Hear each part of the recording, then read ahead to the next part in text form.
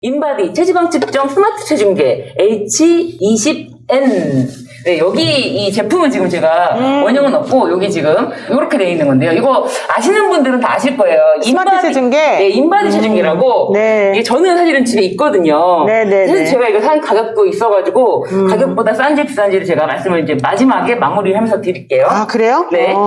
새해를 맞아 다이어트 계획 세우신 분들 많으실 겁니다. 게다가 설 연휴 이후 불어난 체중으로 충격받으신 분들도 전데요. 많으실 겁니다. 네. 건강한 다이어트를 위해 필수품 인바디 체지방 측정 스마트 체중계를 정말 압도적인 가격에 만나실 수 있습니다. 네. 저는 피트니스 센터에 가야만 측정할 수 있었던 내 몸의 중요 정보를 이제 집에서 편하게 확인하실 수가 있습니다. 네. 체중뿐만 아니라 근육량, 체지방량, 그리고 BMI라고 이게 체질량 지수인데요. 네네. 이 체질량 지수를 통해서 그냥 기본적으로 저체중인지 보통인지 과체중인지 비만인지를 알려주는 정보가 있습니다. 네. 내장지방, 심지어 이거 내장지방도 나와요. 정말 신기합니다. 정말 내장지방 등 필수 정보를 인바디 스마트 체중계는 1g의 오차도 허용하지 않는 정밀하고 측정합니다. 훌륭한데요? 그렇게 정밀해요? 무섭죠? 너무 무섭습니다. 네, 저희 집에서는 이걸 좀 무서워해요. 그러네요. 좀 무섭네요. 거실에다가 이렇게 갖다 놨거든요. 일부러 항상 보이는 데다가 둬야지. 그나마. 그래서 이렇게 날씬하시군요. 아니에요. 네. 참고로 주식회사 인바디는 대한민국 산업통상자원부로부터 세계 인류 상품 인증서 및 과학기술부로부터 장영실상을 수상하고 오, 장영실상? 네, 좋아요. 한국무역협회로부터 수출의탑 3만 불 3천만 불. 3천만 불. 3천만 불. 죄송합니다.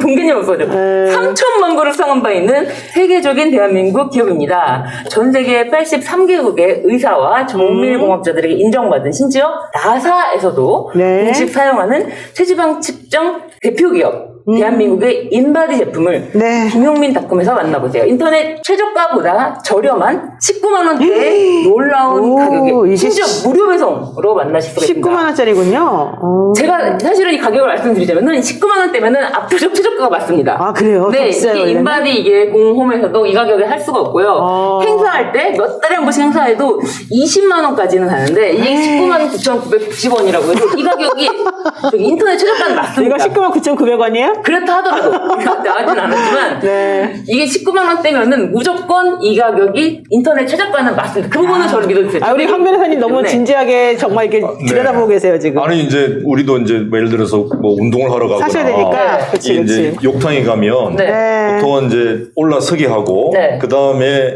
이 손을 이렇게 금지로 이렇게 맞아요. 잡게 하는 게 그 인바디 제품이거든요. 맞습니다. 근데 이거는 그럴 필요 없이 아니 맞아요 되는 거 이것도 이거를 이제 여기 앞에 이 제품이 있는데요 여기 스프링으로 달려 있어요. 그래서 이게 쭉 이렇게 올라옵니까, 당기면은 이게? 네 당기면 그럼 손으로 잡을 당연합니다. 네네. 그렇지, 그래서 그렇지. 손바닥이 전부 다 이렇게 되고 엄지를 이렇게 해야 되는 그런 게 엄지를 있고요. 누르고 있어야만 네네네 맞습니다. 그런 똑같은 거군요. 제품입니다. 그리고 발로만 하면 믿을 수가 없잖아요. 그리고 이렇게 해서 이제 더 좋은 건요 스마트폰이랑 핸드폰이랑 연동이 되어 있어가지고요 되게 좋은 게 저는 이제 요 앱이 있거든요. 네. 인바디 앱이라는 게 있어갖고 요 앱을 키고 하면은 자동적으로 기록이 돼요. 그래서 제가 한번 보여드릴까요? 데이터가 들어오네요. 네네네 그렇습니다. 그래서 연동이 돼 핸드폰으로 있어가지고요. 연동이 돼서? 네네네. 그래서 제가 저 진짜 인바디 이거 오늘 광고하는지 모르고 사실 아시겠지만은 요 인바디 내 체지방은 다 나오네. 얼마야, 체지방이 보니까? 하여간 이렇게 인바디 제가 앱이 있습니다. 그래서 앱이 있어가지고 이렇게 이제 요거 검사 시작을 딱 누르시면은 이제 얘가 말을 해요. 핸드폰이 말을 해요. 뭐라고 말해요? 올라가세요. 올라가세요? 네. 그래서 위로 올라가라? 네, 숨을 참고 이제 팔을 쫙 펴고 이렇게 잡으세요. 라고 해가지고, 그 다음에 검사 중입니다. 라고 한 다음에, 검사 끝나면은 끝났다고 또 알려줘요. 그러면 말을 하기 때문에, 네. 그리고 이제 다 저장이 되고요. 이게 체중 이런 게 그래프로 계속 이제 나를 이렇게 감시를 해주니까, 네. 좋더라고요. 그래, 좋아요. 그리고 더 좋은 거는, 아직 더 좋은 기능이 있는데, 네. 인바디 요 기계가 있으시면은 또 할 수 있는 프로그램이 있어요. 런바디라고 자기 하루 종일의 이제 그런 수치를 입력하고 먹은 것도 사진 찍고 하루 종일 사용된 소비량, 칼로리 소비량 이런 거 알려줘요? 그러면은 관리를 해줘요. 그래서 어떤 음식 어떻게 먹었는지에 대해서 관리해주는 그게 있는데 무료는 아니에요. 그게 이제 유료긴 한데 아무튼 그런 것까지도 받을 수가 있는 굉장히 이게 여러 가지 삶을 개인 트레이너가 이제 운동만 시켜주는 게 아니라 이렇게 이런 게 체중 관리해주는 개인 체중 관리사를 만나실 수가 있다. 알겠습니다. 네. 좋습니다. 오늘 부엉이네 오솔길 작두 작두 공차 기억나세요? 네, 기억납니다. 진짜 여기서 저렴하게 살더라고요. 네. 제가 못 모르고 네. 옥땡에서 네. 옥땡에서? 맛있어가지고 그냥 연휴에 주문을 했는데 예. 17,900원이고 여기는 10,000원이더라고요. 어머나 그렇게 차이가 많이 나요? 얼른 오. 옥땡에서 지수하고 다시 샀잖아요. 잘하셨어요. 잘하셨어요. 아니, 그리고 그렇기도 하고, 이게, 여기 김용민 TV에서, 김용민닷컴에서 판매하는 거는 좀 믿을 수 있는, 그리고 이제 정말 지역에서 가지고 왔던 제품이거든요. 그래서 좀 더, 저는 이 제품이, 물론 최저가도 최저가지만 믿을 수 있으니까 여기 입점이 됐겠지. 그런 생각으로 좀 구매할 때는 좀 더 단지 그냥 영업만 하는 그런 데가 아니라, 여기서는 김용민닷컴에서는 아무래도 네, 고수하지 않을까. 좋습니다. 자, 정은님께서 쇼핑 영화 신유진 변호사님 너무 잘한다.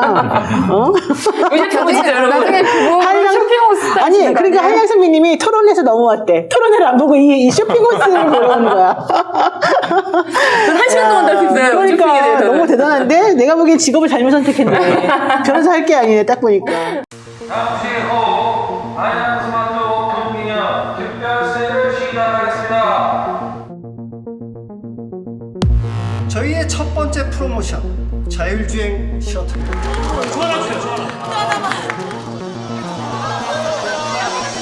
이번 달 야심차게 준비한 프로모션 제품들입니다.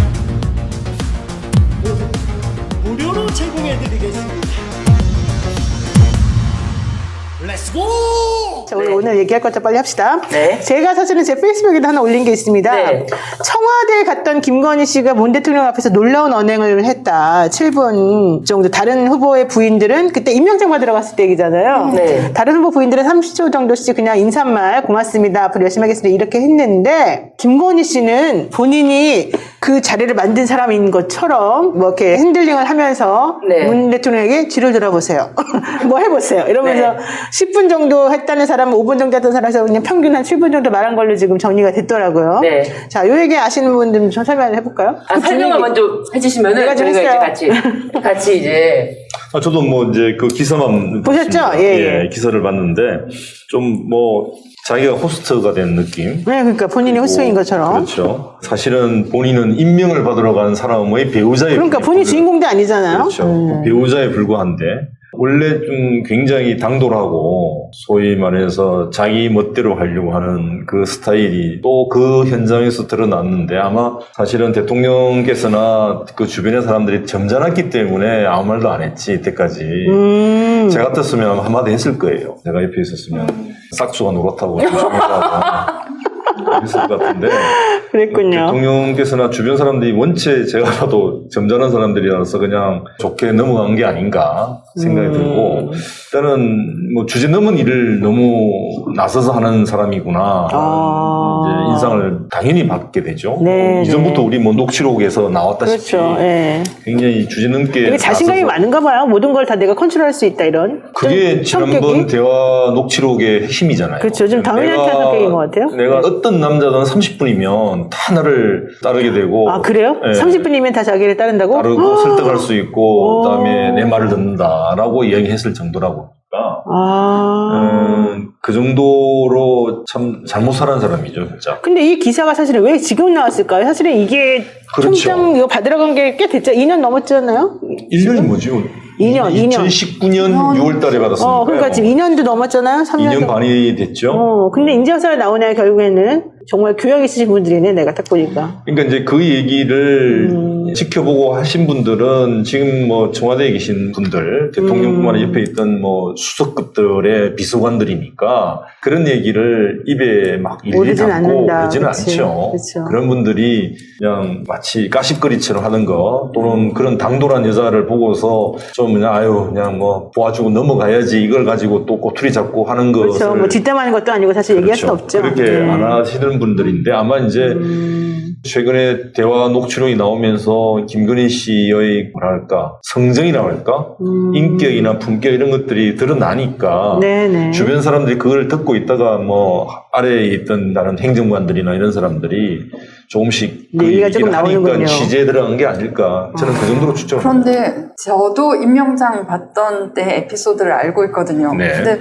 부부가 똑같이 주제 넘는데 김건희가 더 앞서네요.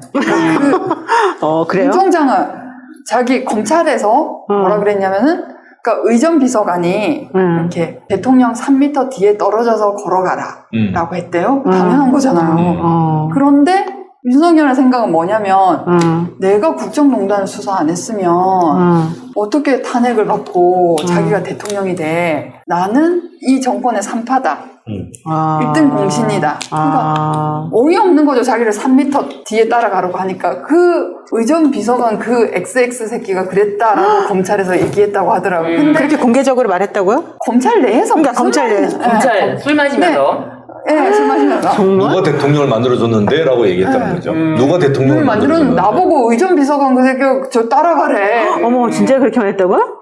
어머, 나 너무 상식적이지 않은데, 그런 말은? 그러니까 적어도 검찰 안에서 얘기했는데 김건희는 그 청와대 안에서 설쳤다는 거 아니에요? 어머. 저는 그런 생각이 들어요. 김건희 씨가 주제 넘는다기보다도 이제 보통 사람은 아니다라는 이야기가 이제 많이 있기도 하고, 그리고 안혜욱 회장이 이야기하지 않았습니까? 그리고 조남욱 회장과도 친분이 상당하고, 그 르네상스 호텔에서 전시회를 했다고 하니까 그것까지는 확인이 된 거죠. 전시회를 한 것까지는. 그 정도로 사실은 김건희 씨와 조남욱 회장 나이 차이가 몇 살일까요? 나이 차이가 상당히 날 법한데 안혜욱 회장이랑도 상당히 나고, 그래서 그렇죠. 한 당시에 30세는 나오겠죠, 사이. 그래서 안혜혁 회장도 굉장히 기억할 수밖에 없는 게 30대 여자가 거기 있어서 매우 기억에 났다. 그 점이 굉장히 주목했거든요. 그러니까 이 사람은, 그리고 심지어 아무리 엄마랑 같이 갔다고 하더라도 그 유부남인 양재택 검사랑 뭐 여행을 갔다는 것도 보통 사람이 생각할 수 있는 범위가 아니잖아요. 사실 내 엄마랑 너네 엄마랑 어떤 유부남 검사랑 같이 여행 간다. 상상을 못할 일이에요. 정말 상상을 못할 일이거든요. 그런 어떤 평소에 자신의 생활에서 나왔던 그런 성격들이 자연스럽게 청와대고 어디고 간에 자연스럽게 그냥 뒤로 돌아보십시오. 좀 그런 게 이제 마치 사회자 같았다라고 하는데, 그 사람이 살아온 인생과 관련이 깊지 않나, 자연스러울 수 있었다. 그 사람에게는 그런 왜 이렇게. 그런 왜 행동이 웃으세요? 네. 저는 너무 이렇게 우리가 보통 사람의 상상으로는 유부남 검사랑 엄마랑 여행 간다는 상상도 못할 일이에요. 동거를 떠나서 여행 갔다는 건 본인 입으로도 본인이 확인했으니까. 여행 그러니까 간 거는. 엄마랑 여행 가는 건 쉽지 않죠, 사실은. 유부남 엄마랑. 검사님이랑 예, 다른 검사님. 친했다라면서 우리 친했어 여행 갔잖아. 여행 갔는데 야, 이거 참 상상할 수 없는 일이죠. 그뿐만 아니고 양재택 씨 모친이 인터뷰를 했잖아요. 그렇죠. 자기 집을 또 뺏겼다라는 것부터 해서, 네. 그다음에 자기 집에서 그늘 왔다 갔다 하고 거의 뭐 같이 살고, 네. 그 얘기를 일관되게 하시잖아요. 그렇죠. 네. 양재택 씨 모친이 그렇게 글쎄, 얘기했었죠. 정확하게. 아주 배신감을 느끼고 분노를 많이 참고 있는 느낌이었는데, 어쨌든 그렇게 살아온 분이기 때문에 제가 볼 때는 그것에 대해서, 그리고 뭐 쉽게 말해서 조금이라도 부끄러워하고 스스로가 좀 낮추려고 하는 자세보다는 오히려 그거에 뭐가 잘못됐느냐라고 이렇게 뻔뻔하게 얘기를 하는 상황이 돼버리니까, 정상적인 상식을 갖고 있는 사람의 기준 눈으로 보면 이 사람은 진짜 이 함부로 앞으로 국정을 맡더라도 문제가 엄청 크게 생기겠구나라고 걱정을 할 수밖에 없는 안것 같아요. 아니 사실 김건희가 못하는 게 없어요. 위조면 위조, 후자면 후자. 남자 사로잡는 거면 사로잡는 거, 못하는 게 뭐 얼마나 자신만만할 수밖에 없겠죠. 네. 오죽하면 남편을 바보라고 내가 없으면 아무것도 못하는 바보라고 우리 남편은 얘기를 바보야 그랬나? 우리 아저씨는 그랬죠. 내가 이제 남자고 우리 아저씨가 여자다. 완전 우리 반대다. 라고 하면서 얘기를 하는데, 제가 봤을 땐 그래요. 상식적으로 이해할 수 없는 범주의 사람이다. 그리고 양재택 검사가 사건 관련해서도 있는 게 있는데도 불구하고 여행을 갔다라는 사실 자체가 그거에서 이미 끝났어요. 누구든 그런 커리어가 내 만약에 인생에 하나라도 있었다면, 내가 엄마랑 갔다 하더라도, 엄마랑 유부남 검사랑 같이 여행을 갔다라는 것만 하더라도 끝나지 않을까 싶은데, 예를 들어서 뭐 민주당에서 새로 영입한 여성 인사가 그런 사람이다. 끝났죠, 이미. 근데 그 양재택 검사가 어떤 사람이냐면은 참여정부 대통령 인수위원회에 참여했다가 스캔들 때문에 그만둬요. 근데 그게 최은순, 뭐 김건희 그쪽에 포섭될 만했던 게, 그분이 또 비리 검사로서. 그러니까 뭐였냐면은 강력부 검사로 조폭 사건을 많이 하는데 네. 정보가 필요하잖아요. 네. 그러니까 이쪽 조직이 주는 정보로 저쪽 조직을 없애주는. 그러니까 이쪽 조직하고는 유착돼 있는. 네. 근데 언젠가는 사이가 나빠지잖아요. 네. 이쪽이 요구하는 걸 다 들어줄 수는 없고. 네. 그래서 정보원이던 조폭 쪽에서 양재택 관련 비리를 막 하니까 사실 그때 공수처가 있었으면 그리고 검찰이 공정했으면 수사받고 감옥 갔어야 되는 사람인데 그냥 인수위에서 물러나는 것 정도로 정리가 돼요. 지금도 기사 찾아보면 나옵니다. 뭐 어느 검사가 대통령 인수위원. 근데 양재택 검사가 잘 나가다가 삐끗해서 못 나가거든요. 네. 활용 가치가 없어지잖아요. 네. 모녀가 버린 거죠. 그렇게 볼 수밖에 없죠. 아이고 참 슬프네요. 이게 효용 가치가 없으면 언제든지 버려질 수 있는 관계에 우리가 놓여 있네. 어쩌라는 거야 정말. 우리가 이런 식으로 인생을 살아야 되겠습니까? 솔직히 근데 말해가지고. 그 검찰 조직이 얼마나 많은 병폐를 갖고 있고 그 모녀가 작업한 검사들이 어떤 검사들이었을 것이다라는 걸 보여주는 거죠. 그러니까 양재택도 그런 사람이었다. 그 지금 말씀하신 대로 양재택 부장검사 전격 교체 기사가 정확하게 있네요. 2003년도 기사인데. 그래서 이제 뭐 어쨌든 간에 이 당시에 자신도 이렇게 되면서 좀 끈이 떨어지면서 어쨌든 이 친분을 더 유지할 수도 있는 그런 계기도 될 수 있겠다라는 생각이 좀 들기도 하네요. 황민석 최고위원 하팅 이런 거 나오네요.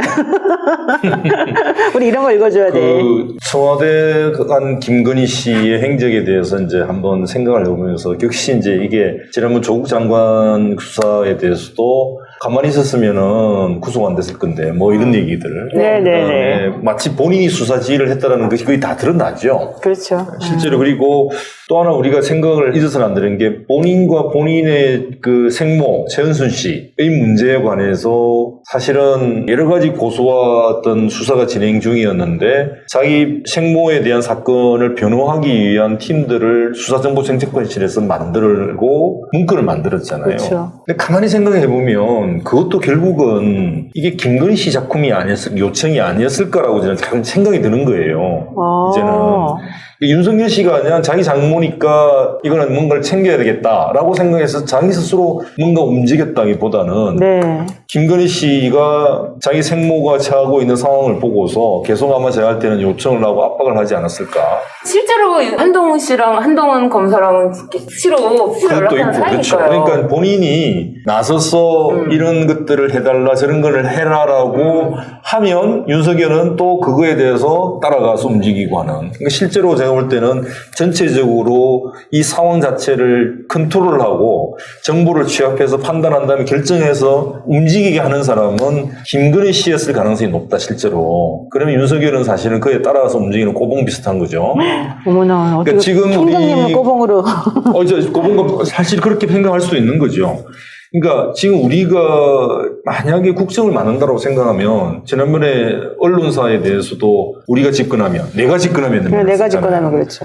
그게 내가 정권 잡으면 그냥 쉽게 나오는 말이 아니에요. 그러니까 우리 남편이 집권하면 말이 아니고 네. 내가 집권하면 또 우리가 집권하면 이 말은 결국 자기가 실제 권력 가지고 있다. 권력을 갖고 있고 후보를 움직이고 있는 사람이라는 게 내면화되어 있는 거죠, 사고 속에. 그러니까 굉장히 무서운 거예요. 우리는 그렇죠. 실제로 정치적인 책임을 지지 않는 사람이 지금 후보의 뒤에서 뭔가 조종을 하고 있는 상황을 막고 있다고 보면 될 것 같아요. 그러니까 지금 무슨 생각이 들었냐면 윤석열은 자기 손발을 자기가 움직인다고 생각하는데 사실은 꼭두같이. 근데 업무적으로는 한동훈. 한동훈과 그 그쵸. 윤석열의 유명한 사진 있잖아요. 윤석열이 이렇게 실언하니까 막 한동훈이 째려보는 그 유명한 사진 있죠? 그래서, 정말 한동훈이 머리 줬잖아요. 소년급제에서. 네. 그래서 그 한동훈, 그리고 가정에서는 김건희. 네. 그 둘이 긴밀하게 소통을 하잖아요. 네. 그렇죠.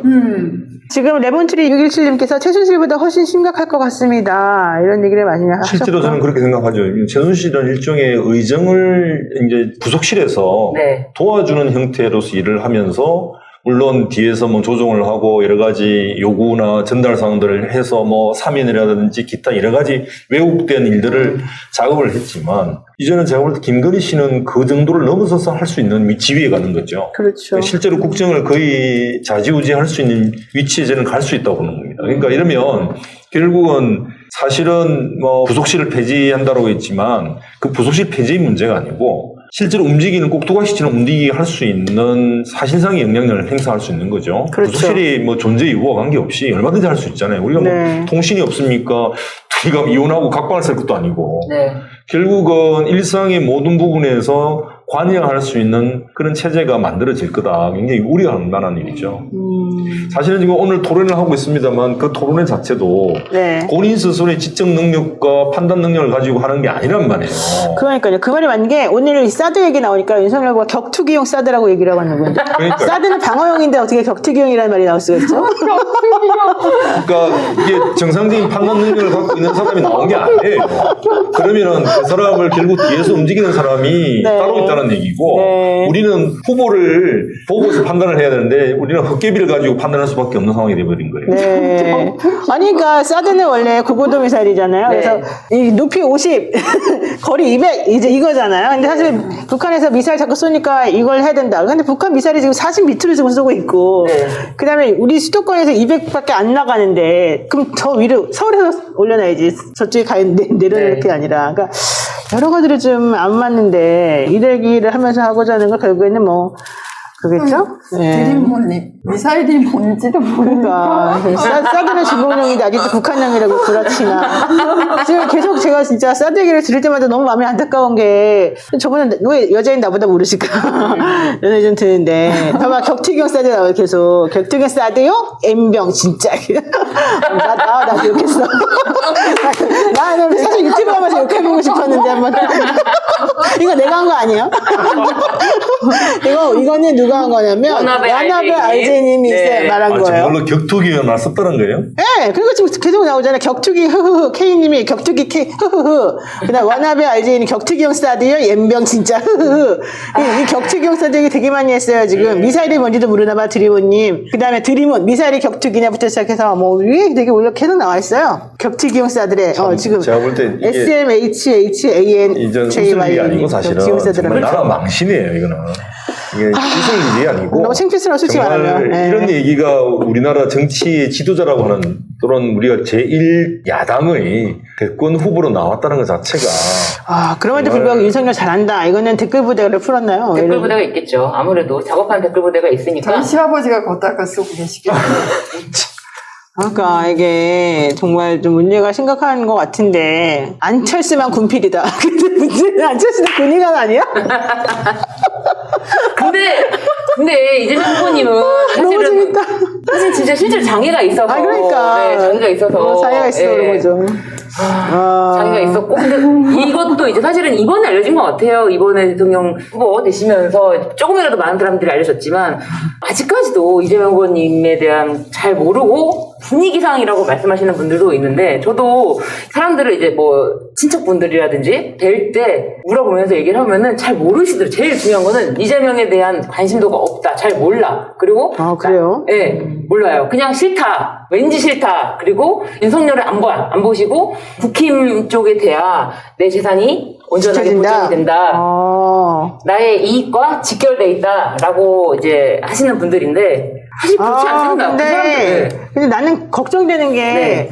사실 이분이 이대남들이 그렇게 이대남들을 향해서 구애를 하고 이러는 사람인데 사실은 선제 타격하자 그러면 제일 먼저 나가야 될 사람들이 20대 남자들 아니에요? 그렇죠. 제일 위험한 분들인데 그 연관성을 이해를 못하나 정말 난 이러다가 전쟁 날 것 같아. 지금 중국을 계속해서 자극하고 있고 북한한테도 계속 지금 자기가 강하게 나가겠다는 거잖아요. 그러니까 난 이제 외교안보에서 정말 심각한 것 그렇죠. 같은데. 심각하죠. 멸공이라는 말 자체가 하면서 멸공이라는 말도 따라하기도 하고. 네, 그거를 따라하면서 내가 부인 얘기는 국제방신으로 계속 나오잖아요. 부인에 대한 기사는. 20대 남자를 둔 저 같은 부모들도 네. 걱정스럽죠. 우리 아들도 군대 가야 그렇죠. 되는데. 우리 엄마는 우리 아들이 작년 10월달에 제대를 했거든요. 그것도 최전방에 철원에 있었어요.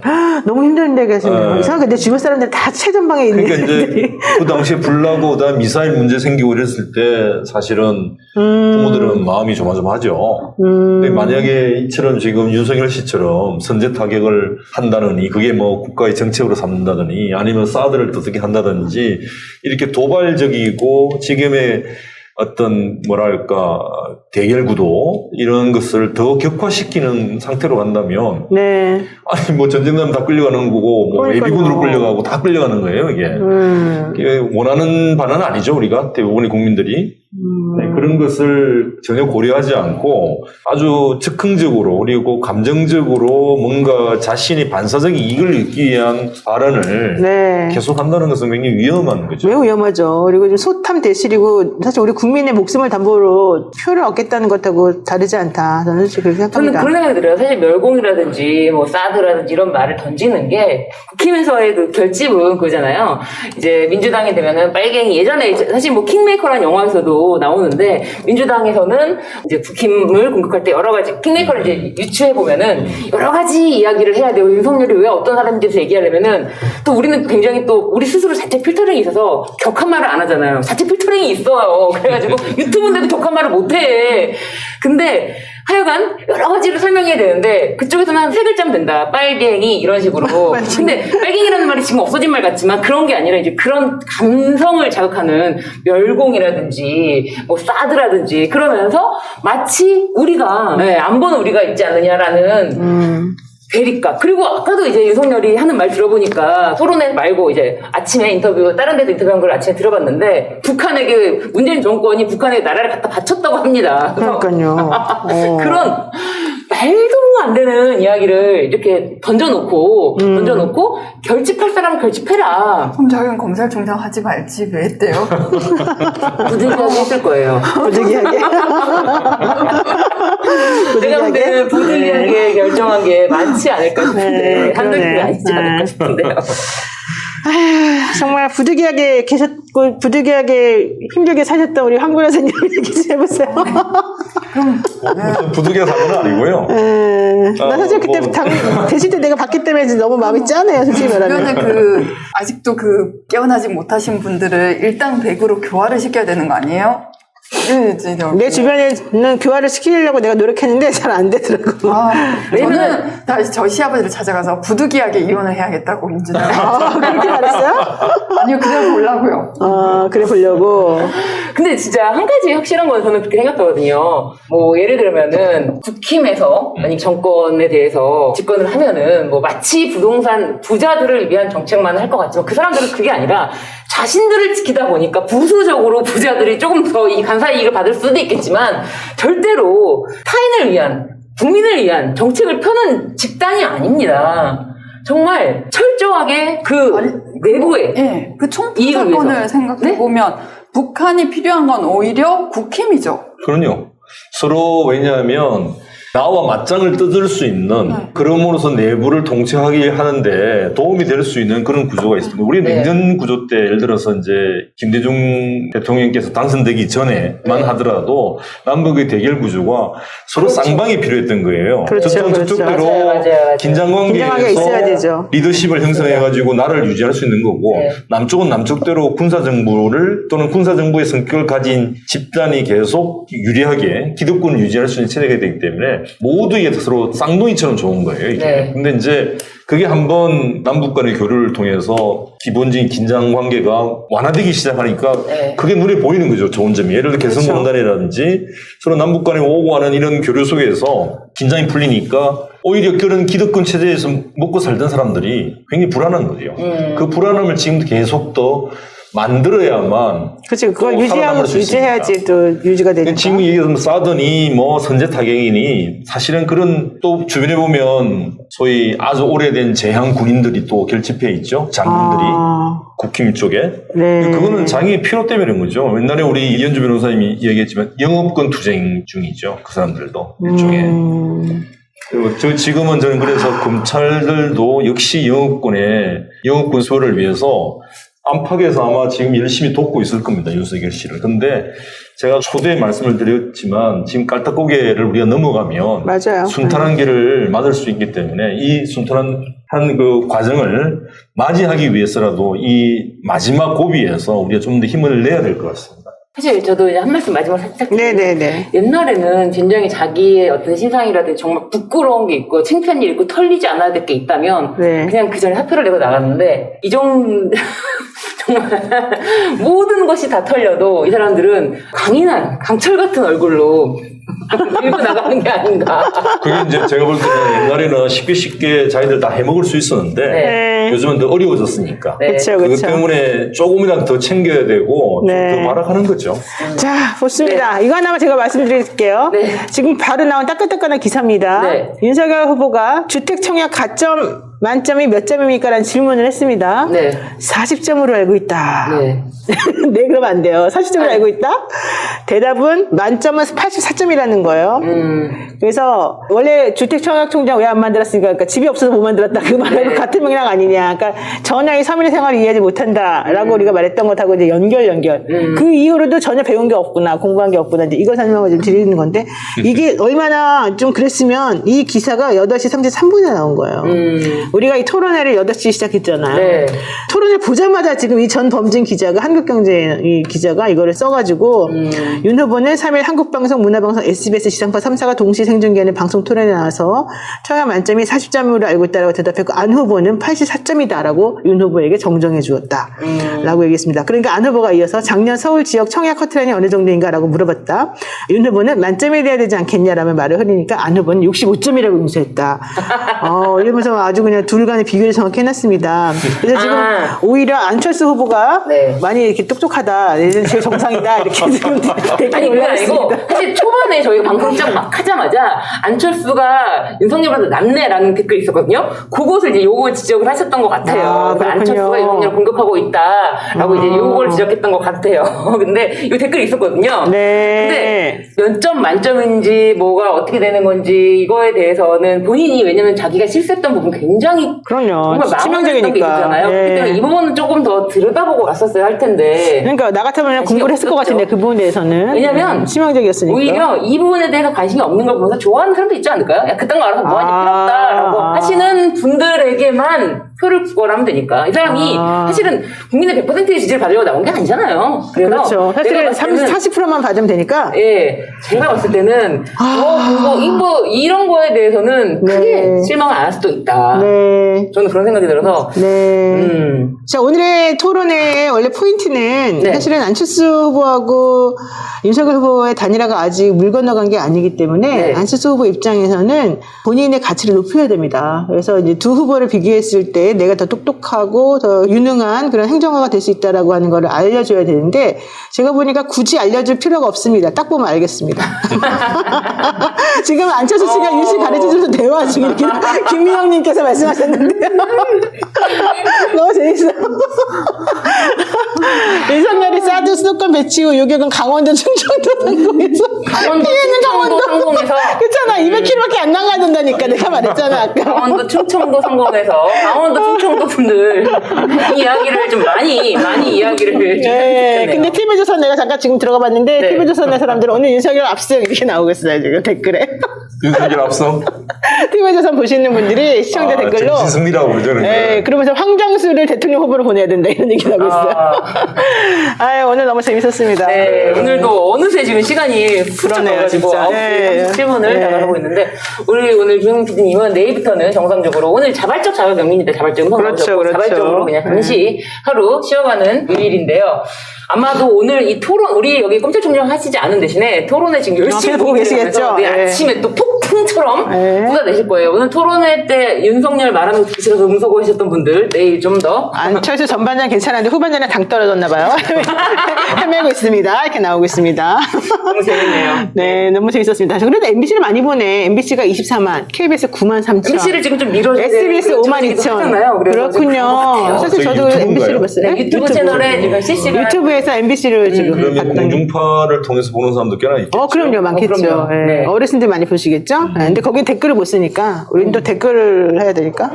자, 오늘 방송 우리끼리 했는데, 우리는 사실 토론회하고, 그렇게 수백 명이 보는 토론회하고 붙어가지고, 우리 1,800명 갔으니까 선방한 겁니다. 굉장히 많겠죠. 내일 이게 또 업로드 되기 때문에 내일 또 많은 분들이 그럴까? 과연 네. 그럴까, 여러분? 그럼요. 10만 명 이상은 최소한 10만 명 이상은 네. 기대하고 있습니다. 네, 황정수가 누구냐고요? 예전부터 많이 나오시던 그런 분입니다. 자, 어쨌든 간에, 자, 우리는 오늘 방송 여기까지 하고요. 지난주에 안 나오셨던 이현주 변호사님, 지난주에 많이 찾으시더라고요. 왜 안 나오셨을까요?